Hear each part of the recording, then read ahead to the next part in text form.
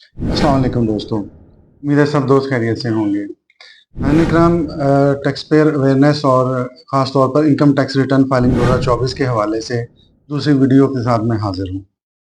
नाज़रीन इकराम, जैसे मैंने इंट्रोडक्टरी वीडियो में भी बताया था कि ये वीडियोज़ जो है टैक्स ईयर 2024 की रिटर्न फाइलिंग के सिलसिले में होगी। मैं इसमें आपको तमाम हेड्स ऑफ इनकम का ब्रीफली इंट्रोडक्शन दूँगा। इसमें जो डॉक्यूमेंट्स रिक्वायर्ड हैं वो याद रहे कि मैं ऑलरेडी आपके साथ शेयर कर चुका हूँ, मेरे पेज पे, मेरे प्रोफाइल पे आपको मिल जाएँगी। इसी तरह से मैं जो भी मेरी गुफ्तगू होगी इन वीडियोज़ में, वो टैक्स ईयर 2024 के बारे में स्पेसिफिकली होगी, ख़ास तौर पे रिटर्न फाइलिंग के सिनेरियो में। प्लस अगर कोई ख़ास बहुत ज़्यादा अमेंडमेंट्स इसमें आई हैं टैक्स ईयर 2025 के हवाले से, तो मैं साथ-साथ उसको भी कवर करने की कोशिश करूँगा। चलिए दोस्तों, दूसरे हेड ऑफ इनकम का आगाज़ करते हैं। यूँ तो हर हेड ऑफ इनकम जो है वो इनकम टैक्स रिटर्न के हवाले से अपनी जगह पे हैसियत रखता है। इसलिए छोटा हो या बड़ा, वो हम उसको इक्वली वेटेज देते हैं और हम देंगे भी इंशाल्लाह।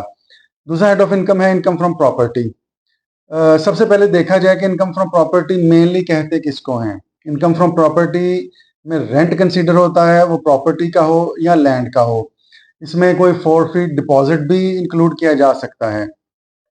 लेकिन जो इसमें चीज़ें इंक्लूड नहीं होंगी, वो सबसे पहले तो ज़हन में रखिएगा, एग्रीकल्चर इनकम नहीं होगी। जैसा कि रूटीन में या प्रैक्टिकल में चलता है कि जो ज़िम्मेदार हज़रात हैं जिनके पास एग्रीकल्चर लैंड है, उसको ठेके पर देते हैं।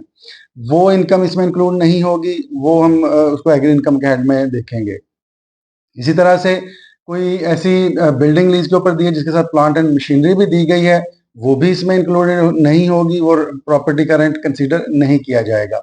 इस तरह से अगर कोई टेनेंट को यूटिलिटीज़ फ्राहम करता है, कोई एमिनिटीज़ देता है, कोई यूटिलिटीज़ हैं या कोई भी अदर किस्म की सर्विसेज़ देता है, तो वो भी रेंट कंसीडर नहीं होगा। जी जनाब, वो रेंट कंसीडर नहीं होगा, उसको हम अदर सोर्स ऑफ इनकम में देखेंगे। इसी तरह से कोई भी ऐसी रेंट की अमाउंट जो कि फेयर मार्केट वैल्यू से कम है, अगर आप उसको रेंट डिक्लेयर करते हैं, तो बाय लॉ जो है उसको कंसीडर नहीं किया जाएगा। जो फेयर मार्केट वैल्यू यानी जो फेयर मार्केट रेंट होगा, उसको आपकी इनकम में under the head of income from property consider किया जाएगा। जैसा कि नाज़रीन हमने देख लिया कि इनकम फ्रॉम प्रॉपर्टी क्या होती है, अल्टीमेटली रेंट, और उसमें कौन-सी चीज़ें शामिल होंगी और कौन-सी चीज़ें शामिल नहीं होंगी, वो भी हमने देख लिया। अब बात करते हैं कुछ डिडक्शंस। देखिए, जैसा कि हर इनकम में कुछ डिडक्शंस अलाउ होती हैं, इसी तरह से इस हेड ऑफ इनकम में भी कुछ डिडक्शंस हैं जो कि अलाउ की जाती हैं। आइए वन बाय वन उसको देखते हैं। सबसे पहले तो आपको पता है, अगर आप बिल्डिंग लेते हैं तो उसमें रिपेयर एंड मेंटेनेंस कुदरती सी बात है, होती हैं। लेकिन जो हमें इनकम टैक्स ऑर्डिनेंस अलाउ करता है, वो सिर्फ 1/5 या उसको 20% ऑफ द रेंट जो है उसको कंसीडर किया जाता है एज अ डिडक्शन। इससे ज़्यादा अमाउंट होगी, वो एडमिसिबल नहीं होगी। इसी तरह से थोड़ा-सा आगे चलते हैं, तो कोई इंश्योरेंस प्रीमियम, अगर आपने अपनी बिल्डिंग की इंश्योरेंस कराई है, उसका इंश्योरेंस प्रीमियम है, तो ये आपका एक अलाउएबल एक्सपेंस होगा, एज़ अ डिडक्शन ये अलाउ होगा।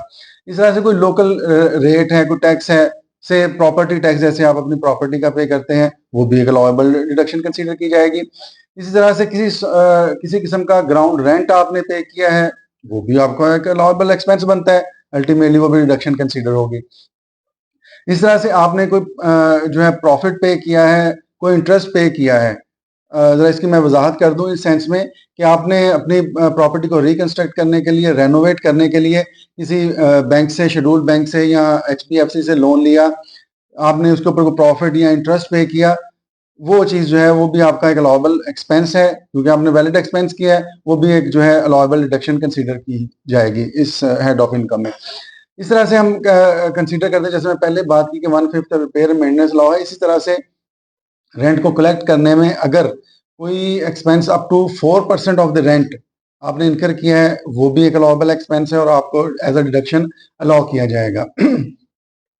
इस तरह से प्रॉपर्टी में आगे चलते हुए, अगर आपने कोई लीगल फीस पे की है, किसी काउंसिल को फी पे की है, से कोई डिक्री हो गई है, कोई लीगल सर्विसेज आपने कंसीडर की हैं, ये भी आपका एक अलाउएबल एक्सपेंस है जो कि एज अ डिडक्शन आपको अलाउ होगा।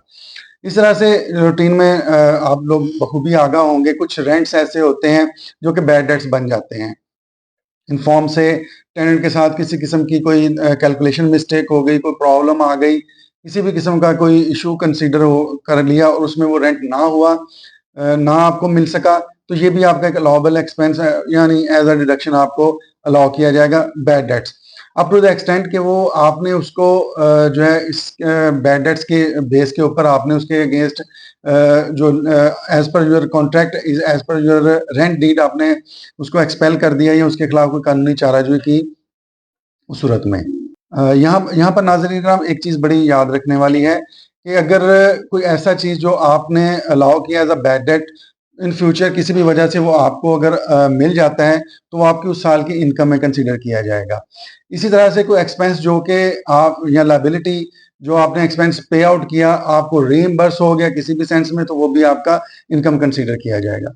ये वो तमाम सिनेरियोज हैं जो कि कल्मिनेट होके आपकी इनकम फ्रॉम प्रॉपर्टी के हेड में आपकी रिटर्न में ऐड होगा। यहाँ पर ये बात जैसे मैंने पहले भी वाज़ेह की, ये ज़रूर याद रखिएगा कि जो टोटल इनकम का कॉन्सेप्ट है वो तमाम हेड्स ऑफ इनकम को इकट्ठा करते हुए आपकी टोटल जो है वो टैक्सेबल इनकम को कैलकुलेट करता है और उसके आगे जो है आपकी टैक्सेबल इनकम कैलकुलेट होती है और उसके ऊपर टैक्स चार्ज होता है। वापस आते हैं प्रॉपर्टी की तरफ, तो इसमें जो लास्ट एस्पेक्ट कवर करने वाला रह गया वो सिर्फ ये है कि अब हमने ये तो कंसीडर कर लिया कि हमारी इनकम फ्रॉम प्रॉपर्टी रेंट है, वो कौन कौन सी चीज़ें होंगी, उसके ऊपर अगर कोई लॉएबल डिडक्शंस हैं, कोई एक्सपेंस आपने इनकर किए हैं वो कौन से होंगे। अब एंड पे आ जाता है कि इस इनकम के तहत हमारा टैक्स चार्ज क्या होगा। इसमें अगर तो विद होल्डिंग आपकी टैक्स जो आपका टेनेंट है वो कर रहा है तो ये याद रखिए कि 2 लाख तक आपको एग्जाम्पशन है। उसके आगे जितनी भी अमाउंट होगी वो स्लैब रेट्स दिए गए हैं, उसके मुताबिक आपका जो है वो टैक्स विदहेल्ड होगा।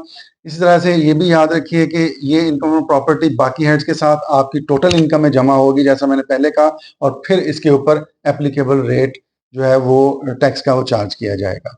इस सिलसिले में मजीद रहनुमाई के लिए या अपने रिटर्न फाइलिंग के लिए, जैसा कि टैक्स 2024 का सेशन स्टार्ट है, जल्द से जल्द अपने डॉक्यूमेंट्स जो है वो कलेक्ट करके फ्राहम कीजिए ताकि लास्ट डेट का इंतजार ना किया जाए और आपकी जो है रिटर्न टाइमली फाइलिंग हो, ताकि ना सिर्फ आप फाइलर कंसीडर हों बल्कि लेट फाइलर भी कंसीडर ना हो।